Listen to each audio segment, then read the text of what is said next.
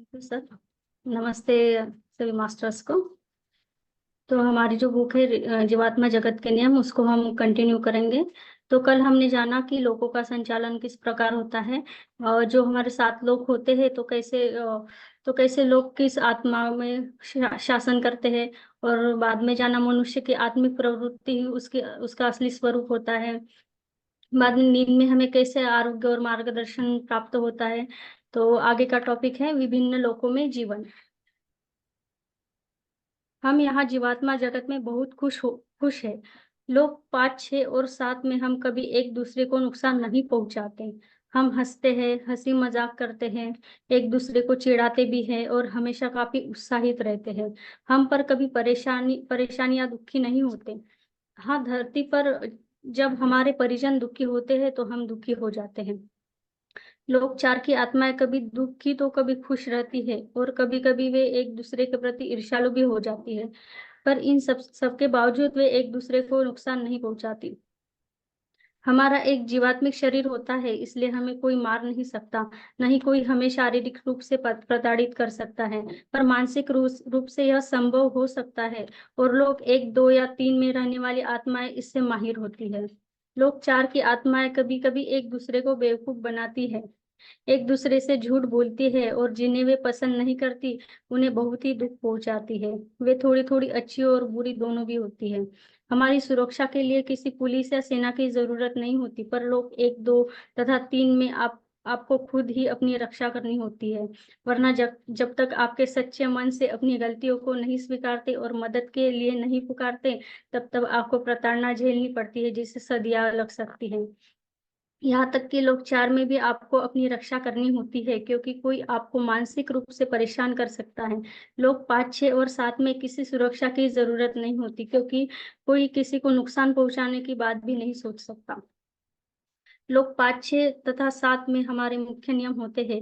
एक दूसरे की मदद करना, एक दूसरे के बीच खुशियां बांटना, जो भी पसंद हो वह कार्य करना, और पृथ्वी पर रहने वाले प्रियजनों को मदद करना। हम इन लोगों में इतना प्रेम भाव से रहते हैं कि धरती पर से यहाँ आने वाली आत्माएं पूरी तरह से स्वतंत्र महसूस करती हैं। उन्हें किसी प्रकार का भय, दुख, शारीरिक तकलीफ, पीड़ा नहीं होती। हर कहीं प्रेम का वास होता है। सबसे अधिक महत्व इस बात का है कि हम एक बेहद खूबसूरत जगह में रहते हैं। तो यह क्या उचित नहीं है कि हम ईश्वर के बजाय नियमों पर चले, जिससे हम उच्चतम लोकों तक पहुंच जाए। तो पृथ्वी के लोगों ईश्वर के नियमों का पालन करने का दृढ़ संकल्प करें। इस बात का दृढ़ संकल्प करें कि कभी गलत या पर न चले, और हमें भरोसा है कि ईश्वर आपका सभी भला करेंगे। आगे का टॉपिक है निम्नवर्ती लोक भर चुके हैं। जैसा कि हमने पहले कहा, आप अपनी माँ का चयन करते हैं, पर क्यों आपको बार बार जन्म लेना पड़ता है और कई जीवनों से बेहतर गुजरना चाहिए। पृथ्वी पर रहने वाले आप सभी जानते हैं कि अधिक अनुभव पाने के लिए कई बार बार जन्म लेना पड़ता है, पर इसका मुख्य उद्देश्य होता है आध्यात्मिक उन्नति करना और उच्चतर लोकों में प्रगति करना। आपका पुनर्जन्म एक उच्चतर स्तर में जाने के लिए होता है, पर आप क्या करते हैं? ईश्वर की इच्छा के अनुरूप प्रगति करने के बजाय आपसे अधिकतर नीचे गिर जाते हैं। दुष्ट लोग आपकी दुनिया पर राज करते हैं। यही कारण है कि पृथ्वी की अवस्था बद से बदतर होती जा रही है। दुष्ट आत्माएं कभी नहीं चाहती कि अच्छाई उस पर हावी हो, इसलिए वे अच्छाइयों को दबाने का पूरा प्रयास करती है और हर कहीं दुष्टता फैला देती है। आपकी दुनिया अभी ऐसी ही हो गई है। इसलिए जब आप अपनी दुनिया छोड़कर जीवात्मा जगत में जाते हैं, तो बुरी और दुष्ट आत्माओं का अवचेतन मन उन्हें निम्नतर लोकों में पहुंचा देता है। निम्नतर लोग पूरी तरह से भर चुके हैं। ऊपर या उच्चतर लोगों की जनसंख्या कम है। 1 शताब्दी पहले इसका उल्टा हुआ हुआ करता था। आज कई भली आत्माएं गिरकर निम्नतम स्तरों में आ गई है, क्योंकि आपकी दुनिया में नकारात्मक शक्तियों और नकारात्मक प्रभाव का खूब बोलबाला है। पृथ्वी के लोग जो मानते हैं कि वे काफी सफल है, यह सोचकर खुश होते हैं कि छल कपट वे अमीर और प्रसिद्ध हो गए हैं। वे दौलत, संभोग और रुतबा पाने के लिए किसी भी हद तक जाने के लिए हिचकिचाते नहीं। जब ये जीवात्मा जगत में आते हैं, केवल तभी उन्हें इस बात का एहसास होता है कि वे किस वर्ग के लोग थे और पृथ्वी पर वे कितने गलत थे।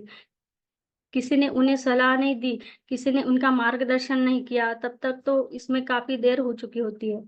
कुछ अत्यंत दुष्ट आत्माएं निम्नतर लोकों में जाने से नहीं घबराती, क्योंकि उनका हृदय इन निम्न अंधेरे लोकों की तरह काला हो चुका होता है। पर सबसे अधिक कष्ट उन्हें झेलना पड़ता है, जो दुष्टों का प्रभाव में आकर बुरे हो जाते हैं। हमें उन पर दया आती है और हम चाहते हैं कि इससे पहले कि बहुत देर हो जाए, वे इस किताब को जरूर पढ़ें। आगे का टॉपिक है, क्यों कुछ लोगों की छोटी उम्र में ही मृत्यु हो जाती है। हम पुनर्जन्म लेते हैं अधिक प्रगति करने के लिए, पर पृथ्वी पर के अधिकतर लोग और नीचे गिर जाते हैं, क्योंकि व्यापक रूप से फैली बुराई और आपकी दुनिया हावी रहती है। कई भली आत्माओं को यहाँ आपकी दुनिया में फिर जन्म लेने से पहले हजारों बार सोचना पड़ता है, क्योंकि सिवाय वास्तविक दुष्ट आत्माओं यानी शैतानों के कोई नीचे गिरना पसंद नहीं करता। कई भली आत्माएं आपकी दुनिया में कुछ अच्छा करने, दुष्टता से संघर्ष करने और शांति, भाईचारा और अच्छाइयों को बढ़ावा देने के लिए पुनर्जन्म लेती है। पर दुर्भाग्यवश दुष्टता का प्रभाव इतना गहरा होता है कि उनके अवचेतन मन उन्हें तुरंत वापस ले जाने के लिए ईश्वर से प्रार्थना कर बैठते हैं। वे निम्नतर लोकों में जाने से नफरत करते हैं और उनके अवचेतन मन उन्हें गलत या अत्यंत बुरा करने से रोकते हैं। इसलिए इस कदर बुराइयों से भरी दुनिया वे कहाँ मुड़े, यहाँ यह समझ में नहीं आ रहा है। यही कारण है कि भली आत्माएं अप्रसन्न और दुखी रहती है। इसलिए बिना उसके चैतन्य ज्ञान और उनके अवचेतन मन उन्हें असली आध्यात्मिक घर वापस बुलाने की सर्वशक्तिमान ईश्वर से प्रार्थना करते हैं।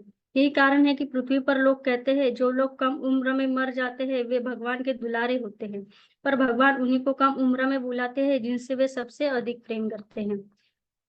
ऐसी भली आत्माएं जो अपने अवचेतन मन के कारण गलत काम नहीं कर सकती और आपकी दुष्ट दुनिया में अच्छाइयों को नहीं फैल पाती, उन्हें समझ में नहीं आता कि वे क्या करें। वे ईश्वर से लगातार यह पूछती रहती है, क्या आपका न्याय यही है? पर अवचेतन मन को पता होता है कि गलत क्या है। इसे यह मामूली होता है, इस दुष्ट दुनिया से भली आत्माएं मुकाबला नहीं कर पाएगी, और यही कारण है कि इनमें से कई पुण्यात्माएं अपने समय से पहले ही अपने घर लौट जाती है। केवल कुछ ही भली आत्माएं 90 साल या अधिक तक जीती है और दुर्भाग्यवश उन्हें काफी कष्ट सहना पड़ता है। दुष्ट आत्माएं आपकी दुनिया को छोड़ना नहीं चाहती, इसलिए वे अपने भौतिक शरीर और पृथ्वी से जोक की तरह चिपकी रहती है। यह सच है कि उनके अवचेतन मन को अच्छी अच्छी तरह से मालूम रहता है कि आपकी दुनिया में अधिक उनकी मृत्यु के बाद वे कहाँ पहुंचेंगे, क्योंकि अवचेतन मन सब कुछ जानता है। यह बड़े हैरानी की बात है कि जब वे गलत काम करते हैं तो उनके अवचेतन मन उन्हें नियंत्रित करने की कोशिश करते हैं और रोकने की पूरी कोशिश करते हैं, पर दुष्ट शक्तियों से घिरे होने के कारण वे अंधे हो चुके होते हैं, अपने अवचेतन मन की आवाज ही सुनना नहीं चाहते। ऐसे लोग कभी पृथ्वी छोड़ना नहीं चाहते, क्योंकि उन्हें डर लगता है कि उन्हें निम्नतर लोकों में स्थान मिलेगा। हाँ, उनके अवचेतन मन को वहां के माहौल के बारे में भलीभांति पता होता है। कुछ भली आत्माएं पृथ्वी पर इसलिए रहना चाहती है क्योंकि उन्हें अपने प्रियजनों की रक्षा करनी होती है, या उन्हें अच्छा या फैलने का जीवन कार्य सौंपा गया होता है। इसलिए कितना भी कष्ट क्यों न सहना पड़े, वे अपने भौतिक शरीर से जुड़ी रहती है और पृथ्वी पर बनी रहती है। कुछ ही जीवात्माएं ऐसी होती है जिन्हें काफी तकलीफें झेलनी पड़ती है, पर फिर पर फिर भी वे ईश्वर के रास्ते पर नहीं हटती। वे दुष्टता से मुकाबला करने की कोशिश करती है, पर पृथ्वी पर जमकर बुराई फैली होने के कारण उन्हें कुछ प्राप्त नहीं हो सकता। भली आत्मा ईश्वर से पुकारते हैं, हे ईश्वर, क्या आपका यही न्याय है? उससे पहले यह किताब उन्हें कुछ अंतर्दृष्टि जरूर प्रदान करेगी। हमारी यह किताब उन भली आत्माओं तक इस उम्मीद के साथ पहुंचेगी कि दुष्ट ताकतों से उन्हें बचाया जा सके, ताकि वे नीचे ना गिरे। हम निश्चित रूप से कह सकते हैं कि बहुत कम बुरी या दुष्ट आत्मा इस किताब को पढ़ेगी, और शायद उन्हें इस किताब में लिखी बातें फिजूल नहीं लगेगी। कई लोग पुनर्जन्म पर विश्वास नहीं करते, इसलिए उनके लिए हमारा यही कहना है कि हर एक आत्मा अपने आप में शुद्ध निर्मल करने के लिए सैकड़ों बार जन्म लेती है, या कभी कभी तो हजारों बार भी। पर इनके बजाय कई आत्माएं नीचे ही गिर जाती है। एक भी ऐसी आत्मा नहीं जिसने केवल 10 या 100 साल जीवन जिया हो, बल्कि आपको सैकड़ों बार पृथ्वी पर जन्म लेना पड़ता है। जीवन इस तरह जीना चाहिए जो आपको प्रगति दे, न कि आपका पतन करे।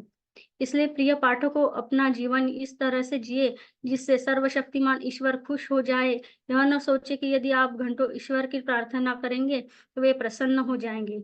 नहीं यह सोचे कि हर दिन मंदिर, गिरजा, मस्जिद जाने या हजारों के दान पुण्य के कार्यों से ईश्वर खुश हो जाएंगे या वे आपका स्वर्ग में स्वागत करेंगे। ऐसा नहीं है। दरअसल यदि आप ईश्वर को रिश्वत देने के लिए यह सब करते हैं तो यह संभव नहीं है। उन्हें रिश्वत नहीं दी जा सकती, पर यदि आप काफ़ी सच्चे हैं और दान पुण्य के कार्यों के लिए अपना समय और अपने रुपए सच्ची दया के कारण समर्पित करते हैं, यदि आप ईश्वर की पूजा थोड़ी देर के लिए ही सही पर उनके प्रति सच्चे प्रेम के उद्देश्य से करते हैं, तो निश्चित रूप से सर्वशक्तिमान ईश्वर आपसे प्रसन्न होंगे, आपको स्वर्ग में स्थान देंगे। इसलिए प्रिय पाठकों, हम आपसे सरल, सच्चाई भरा, दया भरा और निस्वार्थ जीवन जीने का अनुरोध करते हैं। यह ज़्यादा महत्वपूर्ण है न कि बिना एकाग्रता के घंटों प्रार्थना करना, दूसरों को छलने या स्वर्ग में जगह पाने के लिए हजारों का दान देना या लोगों को यह दिखाना कि आप कितने धार्मिक और पवित्र व्यक्ति हैं। अगला टॉपिक है, अच्छी आत्माएं नकारात्मक आत्माओं द्वारा विचलित की जाती है। दुष्टता के प्रभाव और आपकी दुनिया के दुष्ट रास्तों के कारण कई भली आत्माओं ने यह गलत राह चुन ली है। इसलिए पृथ्वी के लोगों के लिए यह समय अच्छे और बुरे में समझने और उस पर विश्वास करने का है। जीवात्मा जगत में हम जानते हैं कि अपनी दुनिया में किन किन परिस्थितियों से गुजरते हैं। हमें मालूम है कि दुष्टता ने दुनिया को इस कदर जकड़ रखा है कि सीधे रास्ते पर चलना आपके लिए बहुत कठिन हो जाता है। इसके बाद भी कई ऐसे लोग हैं जिन्हें पता है कि ईश्वर के रास्ते में चलने उन्हें काफी कष्ट पहुंचेगा, पर वे फिर भी सच्ची राह पर चलते हैं। उनके लिए बहुत प्रशंसा की बात है। कई भली आत्माएं ऐसी भी है जो ईश्वरीय मार्ग पर चलना चाहती है, पर क्योंकि उन्हें इस बात का डर रहता है कि बुरी और दुष्ट आत्माएं उनसे बदला लेगी और इन्हें कष्ट और नुकसान पहुंचाएगी, वे सही मार्ग से दूर रहती है। इन आत्माओं को यह अवश्य पता होना चाहिए कि उन्हें एक दुष्ट मनुष्य से जिस तरह कष्ट पृथ्वी पर मिलता है, वह निम्नतर लोकों में कष्टों के मुकाबले कुछ भी नहीं है। पृथ्वी पर उन्हें यह मालूम होना चाहिए कि हम पुनर्जन्म से पहले वे जीवात्मा जगत में स्तर पर थे। वहां पहुंचने में उन्हें कई 100 साल और कई जन्मों से गुजरना पड़ेगा। यदि उन्हें केवल यह पता चल जाए कि उनकी प्रतीक्षा कौन कर रहा है, तो हमें भरोसा है कि उन्हें किसी दुष्ट मनुष्य के बदले या प्रताड़ना का डर नहीं रहेगा। उनके लिए यह जानना सबसे जरूरी है, मेरी प्रिय भली आत्माएं, आप नीचे न गिरे। इस बात का भरोसा रखें कि ऐसे दुष्ट व्यक्तियों के हाथों मिलने वाला कष्ट निम्नतर लोकों में मिलने वाले सैकड़ों सालों और कष्टों की तुलना में कहीं बेहतर है। हम दुष्ट या बुरी आत्माओं से निम्नतर लोकों के बारे में लिखी बातों को कई कई बार पढ़ने का अनुरोध करते हैं। ऐसी अवस्था में कुछ दिनों तक रहना भी हंसी खेल की बात नहीं है, तो फिर आप कैसे सैकड़ों साल तक ऐसा ही जीवन जिएंगे? यदि आप अभी भी दुष्टता की राह पर चलना चाहते हैं तो आपका स्वागत है। यह आपकी मूर्खता होगी, पर कृपया आप अपने साथ दूसरों को नीचे न ले जाए। यह तो बुरा होता है, क्योंकि ऐसा कर आप निम्नतर में भी सबसे निचले लोक में चले जाते हैं। अपने स्वार्थपूर्ण उद्देश्यों के कारण दूसरों को कष्ट देना बिल्कुल गलत है। दुष्ट और बुरी आत्माओं को अब सुधारने की कोशिश करनी चाहिए। साथ ही उन्हें अपना गलत किए पर सच्चे मन से पछताना होना चाहिए, अन्यथा निम्नतम लोक का द्वारा उनके लिए हमेशा खुला ही रहेगा। आपकी दुनिया का कोई प्रसिद्ध व्यक्ति जीवात्मा जगत में भी उतनी ही प्रतिष्ठा पाए, यह जरूरी नहीं है। यहाँ आपकी दुनिया में एक भिखारी या किसी राजा या प्रसिद्ध व्यक्ति से अधिक माना जा सकता है। पृथ्वी पर मिली प्रसिद्ध जीवात्मा जगत में कोई महत्व या मूल नहीं है।